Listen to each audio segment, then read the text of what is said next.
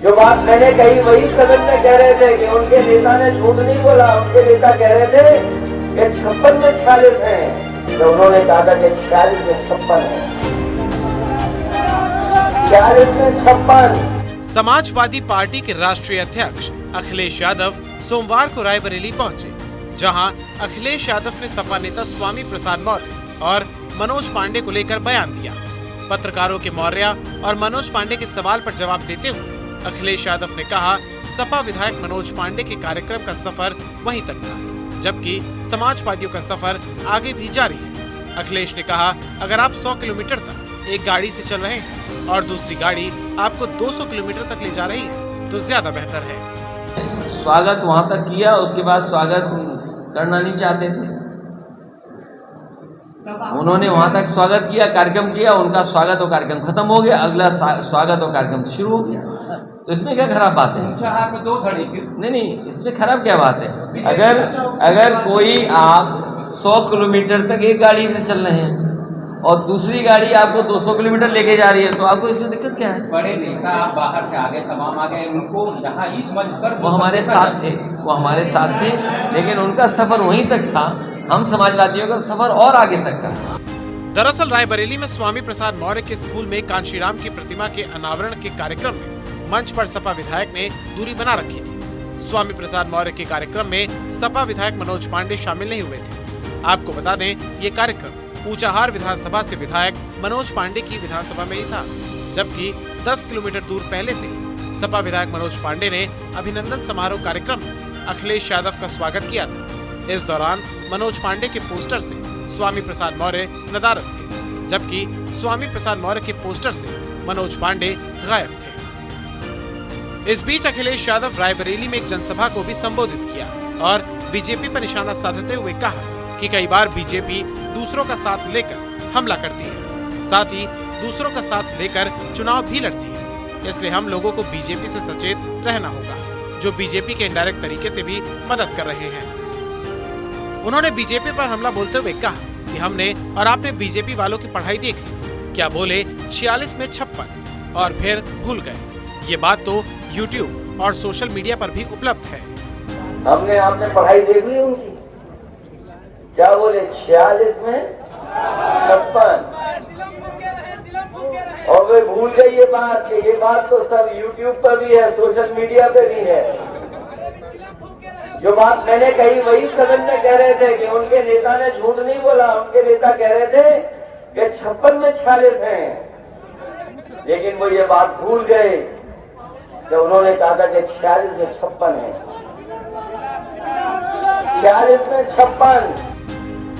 सपा अध्यक्ष अखिलेश यादव ने जनसभा को संबोधित करते हुए आगे कहा, जिस किसी ने भी यूपी सरकार का बजट देखा होगा, उस बजट में कहा गया है हमने इतना रोजगार और इतनी नौकरी दे दी है कि यूपी में बेरोजगारी दर 4 के आसपास हो गई है। इसका मतलब ये कि 100 में से 4 ही लोग बेरोजगार बचे हैं, बाकी सभी लोगों को रोजगार मिल गया है। मगर आज भी गांव में सारे के सारे युवा बेरोजगार हैं। बिजली के बिल में कितना वसूल है सरकार,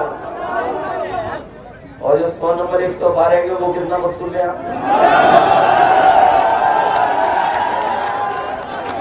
ये जो 100 नंबर शुरू की थी इसलिए की थी जिससे कि हमारे गरीब की मदद हो, और अगर खेत में या कहीं कोई घटना हो जाए तो पुलिस समय पर पहुंच जाए। लेकिन बताओ 100 को 112 करके क्या कर दिया? और एम्बुलेंस जो थी हमारी 102, 108, उसका क्या हुआ? ये जो अस्पतालों में इलाज मिल जाता आपको, जो अस्पतालों में दवाई मिल जाती, आज किसी अस्पताल में चले जाओ आप, अगर आप गंभीर बीमारी से पीड़ित हैं तो आपको इलाज नहीं मिल पाएगा, और अगर आपके ऑपरेशन की जरूरत है तो समय पर सरकारी अस्पताल में आपको ऑपरेशन नहीं हो पाएगा। अगर आपको ऑपरेशन कराना तो जाइए प्राइवेट में या किसी और अस्पताल में, आपको नहीं दिए देगी सरकार। ये बातें मैं इसलिए बता रहा हूं कि आप लोग आवाज न उठाएं, इसलिए आपको राशन मिल रहा है। आप किसान भाई शोर न मचाएं, इसलिए आपको सम्मान राशि मिल रही है। इसलिए इस अनाज के और उसके चक्कर में तो नहीं पड़ जाओगे आप। इसलिए मैं बहुत बधाई देना चाहता हूँ एक बार फिर। अखिलेश यादव ने कहा कि मान्यवर कांशीराम जी ने जो संघर्ष किया और जो रास्ता दिखाया और नेताजी ने जो साथ दिया था, उस समय पर उसका ही रिजल्ट ये निकला था कि प्रदेश की सियासत में बदलाव आ गया। सपा अध्यक्ष ने आगे कहा कि सपा के कार्यकाल में जो डायल 100 शुरू इसलिए की गई थी जिससे हमारे गरीब परिवारों की मदद हो सके। यदि खेत में या कोई बड़ी घटना घटित हो जाती तो पुलिस समय पर पहुंच सके।